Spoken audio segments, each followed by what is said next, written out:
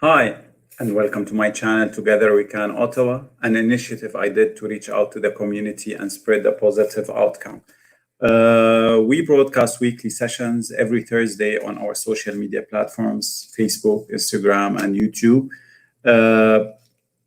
There are many different names used to describe the body adverse reaction to certain types of food, including food intolerance and food allergy.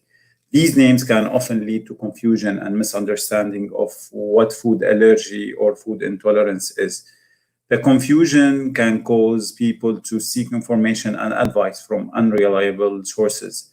In this session, we will be talking about the differences between food allergy and food intolerance. Tonight, we are joined by Dr. Ahmed, Hi, Tarek. assistant professor. Hi, Dr. Ahmed. Dr. Ahmed is an assistant professor at Ottawa University, and he's a consultant pediatrician practicing in allergy. Good evening, Dr. Ahmed, and thank you for being our guest tonight. Good evening, Tarek, and pleasure for me to be here. So 1 in 13 Canadians has serious food allergy. Like it's almost over 2.6 million Canadians, including almost 500,000 children living with food allergies that need to be managed on daily basis. So Dr. Ahmed, let us start with a general question. What is food allergy? So food allergy that I'm talking about, which is not the usual term that people use. So even that, like the 10%, is actually including allergies and intolerances, which mean when they do the surveys, they just call people over the phone and then ask a sample, let's say, of 10,000 Canadians, and they come with these figures. So people, when they are asked, they still also answer the question of allergy when they don't have allergy or they think they have allergy. So the real allergy is actually much less than this, between 2.5 to 5% at maximum. Mhm. And if we include all intolerances, it can reach more than 15%. So the allergy that we are talking about is what we call it type 1 reaction. And this type 1 is the one that can lead to swollen lips, heavy breathing, wheezing, hives on the body. And then it can lead to what is called anaphylaxis, which is a severe allergic reaction that will need EpiPen and to go to emerge. So, from a medical point of view, when I say allergy, I'm talking about type 1 reaction. The main confusion happened between this and intolerance, which we will talk today. What are the main differences? Okay, so this is take us to the second question. Like, what is the difference between the food allergy and food intolerance? So a good example for intolerance is lactose intolerance, and it is even embedded in the name, lactose intolerance. And despite this, some people come to the clinic say, we want to test for milk allergy because I have lactose intolerance. So the name is there, and they still think that is allergy. Intolerance, it will cause some GI symptoms, gastrointestinal symptoms. It can cause bloating, gases, abdominal discomfort. Usually can happen after minutes of taking the food, like with lactose intolerance, or it can be even hours after taking it. In some extreme cases, it can happen 1 to 2 days after eating it. That's why with intolerance, it's much more difficult to figure out what is the trigger. And this is what leads to the frustration of people because they want to know what I am intolerant to. So they try to avoid certain foods, doesn't work. They go to some, without naming exactly the professional, but some people who still deal with allergy when they are not even physicians. And they will get some wrong tests or they will get wrong advice. And after all this frustration, they come to the allergy clinic to get tested. And the test in the allergy clinic will not help actually because the skin test that we do only catches the allergy, the type 1. Nothing catches the intolerance. Okay. And the intolerance is like once you don't have hives, it is less likely to be allergy. And if you have just the symptoms in the stomach or bloating or gases, this is more toward intolerance if it is related to food. Because we have another issue here, we need to not to talk a lot about it, but not every gases or bloating will mean you have intolerance also to food. Maybe you have another gastrointestinal disease or you have irritable bowel syndrome that is not even allergy and not intolerance. So to keep digging only in what we eat, this is another mistake that they go for, and they don't seek advice from a gastroenterologist to figure out maybe they have even celiac disease. And with celiac disease, it is not allergy and not intolerance, it is actually sensitivity, which is a third term that we can do. So it's a lot of really misunderstanding in the community. And to be frank, also, it is not only among patients, it's also among physicians. Mm-hmm. So sometimes physicians who did not study allergy, and I don't blame them because they did not study the topic, they will also think it is a food allergy when it is Mm-hmm. actually intolerance or sensitivity. Okay, nice. So, doctor, what are the most common food allergens? Like, So for children, we have the milk, eggs, peanut will be the top three. mm-hmm. Of course, you can have fish, you can have shellfish, you can have sesame, which is increasing right now. I see more and more kids who react to hummus because of the tahini, which is sesame based. And any protein actually can cause allergy. And talking about this, I always deviate a little bit from the talk. When I say any protein can cause allergy, it is only proteins that cause allergy, which means those who come to me, they think they're allergic to sugar, forget about allergy to sugar. There is no one on earth yet that is allergic to sugar or salt. So proteins cause allergy. Anything else does not cause allergy. Intolerance is something different again. So the main ones really milk, egg, and peanut is the main thing. With peanut, it comes also with it some tree nuts sometimes, and fish and shellfish. This is in general the main ones. Okay, nice. With So, adults, you can have mhm. other, like shellfish increase more in adults, more than Okay. children. Less likely to milk in adults. But of course, the intolerance is more to milk in adults, but not the allergy. So Oh, just to differentiate between them. yeah, sure. So, like, Dr. Ahmed, what are the symptoms of food allergy reaction? So the typical one, and they don't need to have all the symptoms together. So I don't say that you must have all what I will say right now. It can be Yeah. two of them, all of them. The most common is hives. So you eat the food, you must react within 1 to 2 hours, and usually it is within minutes. But up to 2 hours, I can accept it. If someone comes to me and say I had the hives 6 hours after I ate that food, forget about this food allergy. It needs to be more instant. Usually itchy mouth, swollen lips, heavy breathing, wheezing. And I will explain now what is wheezes because many people come to me because of they have what we call it noisy breathing and they call this wheezes. Wheezes is exactly like this sound. This whistling is the wheeze. Anything else, don't call it wheeze. And some physicians, unfortunately, also they don't ask the patient what do you mean by wheeze. They just take it, okay, he had wheezes. No, maybe he had noisy breathing from the nose. This is not wheeze. So that's why I like also to explain to patients this is how wheeze. And unfortunately, some of our patients they take it as you think I'm stupid, I don't know wheeze. No, it's not about stupidity. Some people think wheeze, misunderstanding that wheeze is something else. So the wheeze, the swollen lips, the heavy breathing, the itchy mouth, maybe swollen tongue, and the hives. Some will come and say, no, the child had swelling around the eyes. If it is a swelling around the eyes only, without anything else, less likely to be food allergy. Because you eat it through your mouth. I need to first to see the signs through the mouth. Or some come with diaper rash after eating something.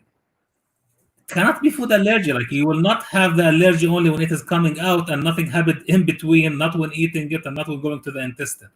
So the main things what I mentioned right now. Some kids, of course, will have the full reaction with the wheeze, heavy breathing, vomiting, and the hives, and this is what we call anaphylaxis, which is the severe allergic reaction, which is multi-system. You have the breathing involved, you have sometimes the gastrointestinal and the skin, and some have only hives.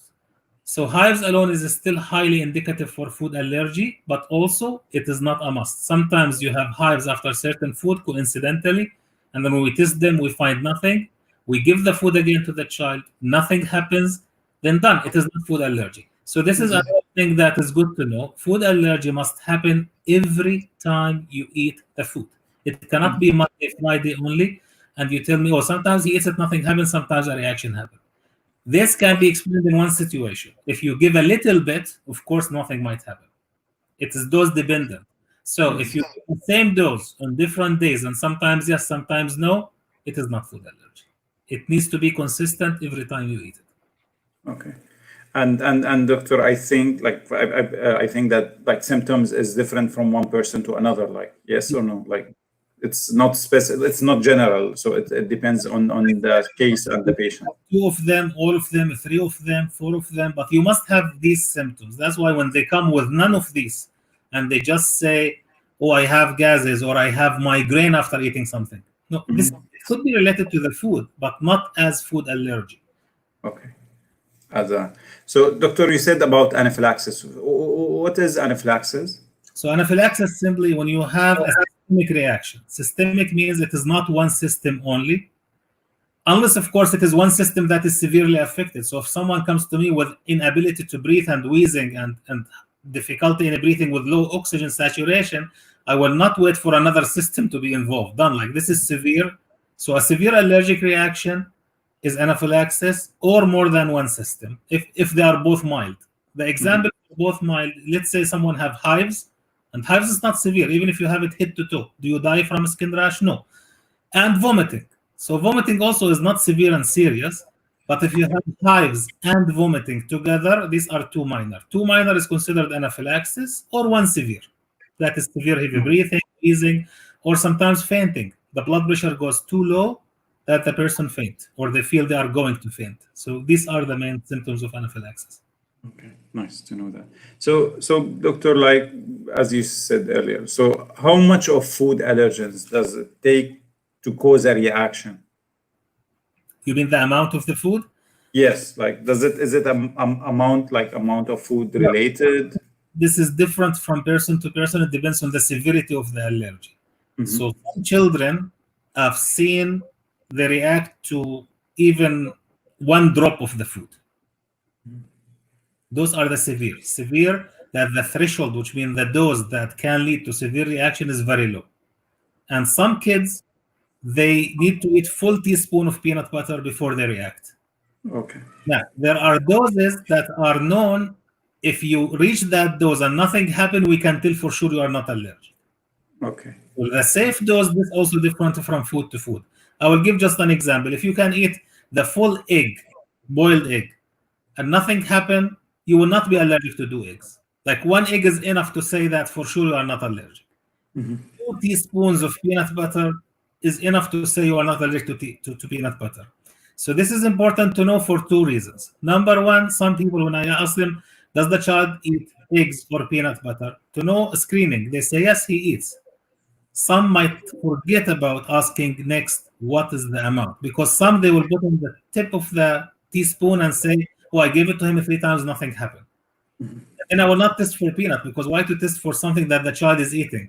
This is another fight sometimes with some parents, is that they want to test for food that the child is already eating. If you are already eating it and nothing happened, forget about allergy to it. You cannot be allergic to something that you eat and nothing happens, if you eat the right amount. The second important thing about knowing the amount is that, let's say someone reacts with anaphylaxis to 2 peanut butter teaspoons. And then parents might think, let's give him half teaspoon, then nothing will happen, which have some logic, but it is wrong. Why wrong? Because that threshold actually can change for the same person from day to day, not over months, from day to day. You might be today allergic to 2 teaspoons, tomorrow it can go lower to half teaspoon. Why it might change on the same person within a day, even or 2? If you are in stress, this includes adults. If you drink alcohol, it lowers the dose that can kill you.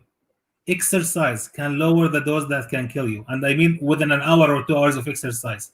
So if someone, let's say, allergic to peanut butter, 2 teaspoons, he go running or biking or treadmill, and then he eats half teaspoon, he might get anaphylaxis from the half. That he was eating yesterday.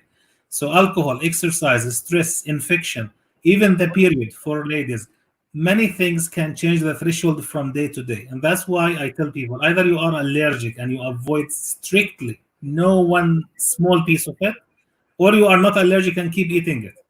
But to be, I will try a little bit here, a little bit there. The other argument that some people make is they say, well, give a small amount in order to build tolerance. Theoretically, yes, it is right. Actually, if you give a lot of the small amounts every day, you might build tolerance for this baby, but this is at the expense. Every time you will give it, there is a chance for anaphylaxis from it. It's not worth the risk. That's why we say theoretically it is right argument, but don't do it because you put your child in danger every time you give that food to him or her. So, and like, is it like as recommended always to consult with a physician who's or the family doctor, like to transfer them or to transfer them to a allergic specialist? Yes, they need this because without this proper like investigation and doing the right test, because talking about the tests, they have some it always should be under supervision. Under supervision, and there are some tests in the community that are offered by certain labs that are useless, and they charge you at least $300. And I will say the test because I'm fighting it. I don't care about if they sue me for this. It's called IgG test. That IgG test is garbage. There is no other word to say. It is false, positive, or negative at least in 50%, which means whatever you do, if it comes positive, it means 50% of the cases it means not positive, or 50% will be positive. So it's useless. I always tell patients, flip a coin at home, cheaper for you, because it's 50%, 50% the same thing. So that IgG test, it costs hundreds of dollars. It is nothing. It does not mean any allergy or intolerance. There is no accuracy for this test, and they should not do it. So, doctor, like for the reaction, does it have a like? Is there a time for the reaction happens after eating a food or something? Yeah, this is within the 2 hours, as I said, if it is allergy, and usually it is minutes. But Okay. the 2 hours is acceptable. So if someone eats, and this happens even today, I had a case. Someone who had shellfish at dinner, and she woke up with honey. This is not food allergy. Like it happened at least 12 hours after. It cannot be food allergy. The other thing I look at is how long the rashes lasted. So the rash from food allergy usually will last a few hours, maximum 1 day. So if it lasts 3-4 days, forget about food allergy, because they will Need think to look for something. 4 days after eating whatever. No, it is not food allergy, because it should not last that long. It was something else that caused that. So, doctor, from your experience and the readings and statistics, like how many people have food allergy? I think it's around 5% in total. 5%. So 5% of almost 40 million, it's 200,000, or yeah, no, 2 million. So, and the testing, like as you said earlier. So, how do we test for food allergy? So the testing, first we need a story, which is very important, because some, unfortunately, they just cut and start doing testing haphazardly or randomly screening. There should be no screening test for food allergy, which means let's test the most common 20 foods. That's wrong, because the test has also false positive. Even our test, though it is little, 10 to 20%, not 50 like the IgG, but it has false positive. So if I test for everything and the child already eats it and nothing happened, even if it comes positive, I should ignore it. Then why to do it to begin with? So take the story. Anything that the child is eating in good amount, not the little tiny amount, and nothing happened, forget about testing for it. Because even if it comes positive, I ignore it. I don't care about it. So then when you test, the test itself takes less than a minute, by the way. It's just a skin prick test. We put a drop of the food and or extract of the food on the arm, usually the forearm, on this area here. And we break with a small tiny needle, or I use sharp plastic device. In the clinic. Under the skin in the clinic, does not reach the blood, because if we make it reach the blood, we can cause anaphylaxis to the child. And then we wait for 10 to 15 minutes. If he is allergic or she's allergic, it will look like a mosquito bite where we put the drop. So nothing will happen to the child. It is not putting the child in danger at all. It will show like a bug bite reaction where we put that drop. And of course, we need to mark those drops to know who is who. Then you can tell the patient, this food is high likely to be allergy. And if there is allergy, it means two things. Do not try it, not even in small amounts. And they need to start carrying an EpiPen, which is the ultimate treatment for the anaphylaxis if happened. Okay, nice to know. So, doctor, why are food allergies like getting increased like day by day? Like the cases are increasing. It is increasing. Nobody on earth knows. You can hear many theories. So I call them theories to explain, but it is not like we know that. Of course, if someone believes certain theory, he will tell you this is the cause. But many theories in regard to the weather itself, even the green, what they call greenhouse effect, that certain trees become producing more allergens as response to high CO2 in the air. Another thing is all the genetical modification that they add to certain foods, add to this our own diet that affects our immune system, pollution that affects our immune system, less breastfeeding that affects our immune system, and more hygiene, which is the most common theory about hygiene hypothesis. The more you have a sterile environment in your house and clean in your house, the more allergies you will get. You need to have some dirt. You need to have exposure to germs. Literally, because when your immune system is fighting germs, he will keep busy with this. You remove the germs and make it a sterile environment. That's why I'm against all those advertisements for 99.99% kills germs. This is bad. It is good to protect someone who has immune deficiency, yes. But for us, we should not use these things. Actually, they did studies in Europe. If you put the baby in the first year of life, twice a week, each time 30 minutes, near cows inside the barn, it decreased allergy by more than 90%. They need, especially the dirt of cows, actually. They did it with sheep, with other things. Cows are protective from food allergy if you are exposed to them at least 30 minutes twice a week. But you need to be in the barn itself. Like, you need to be really exposed to the dirt and the germs. They also found that if you are born by C-section, cesarean, you have more chance to develop allergy compared to those who are vaginal delivery.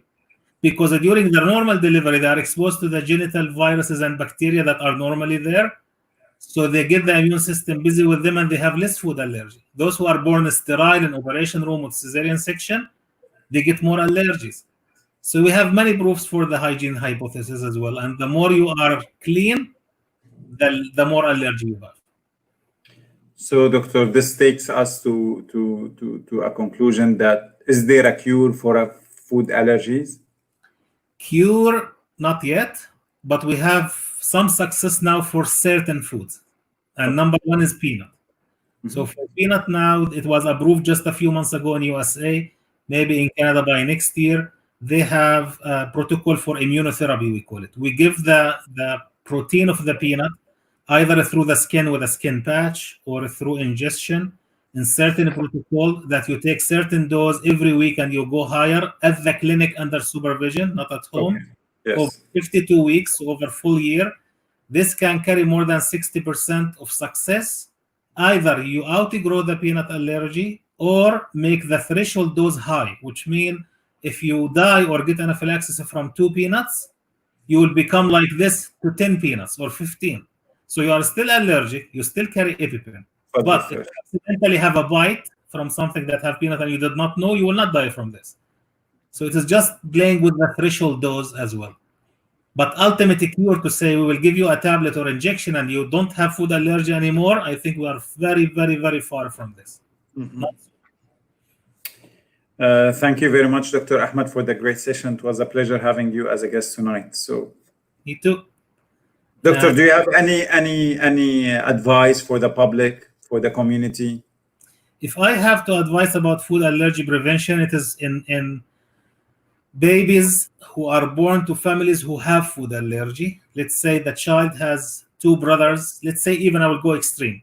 2 brothers and sisters, and both parents are allergic to peanut. Okay? So if this is your son or most people in the community, what they do when the baby becomes 6 months, they will never give him peanut butter because they will tell you we have brother and sister and both parents, so he's at high risk. My message for those babies, the first thing, if I have to feed this baby, will be peanut butter. Because the early introduction, if he is not already allergic, will prevent allergy. But after consulting with a physician? Before. Do you know why before?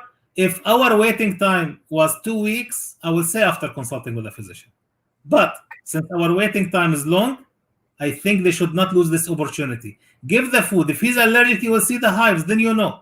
And by the way, anaphylaxis rarely happens from the first time in an infant. That's why actually the safest time is at that age.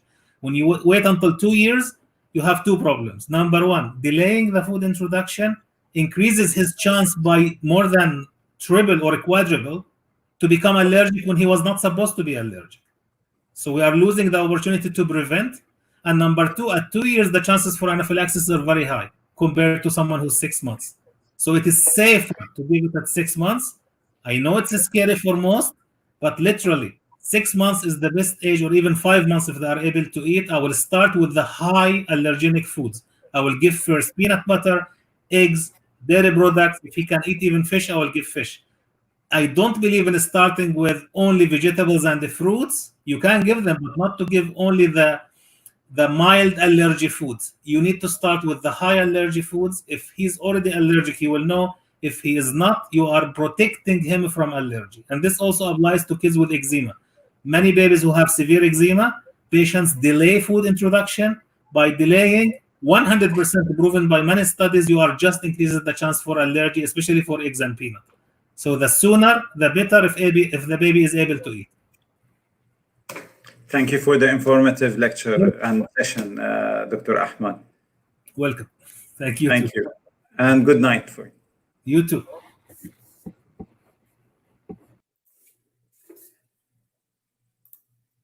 So food allergies are a public health issue, and the more we know about them, the better prepared we are to support and help safeguard those who have them. So as a gentle reminder, always keep the physical distancing and wear a face covering if physical distancing is a challenge.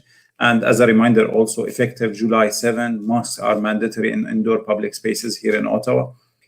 And also wash your hands frequently, avoid touching your eyes, nose, and mouth.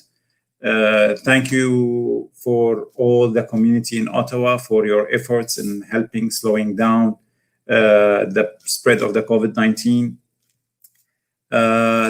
Thank you for the support for my channel. Please stay tuned for upcoming sessions and follow us on our social media platforms. Yeah, you can see them here. We are on Facebook, we are on YouTube, and we are on Instagram and Twitter. If you like our broadcast, please like it, follow it, and share it with your friends. Stay safe, stay healthy, and good night.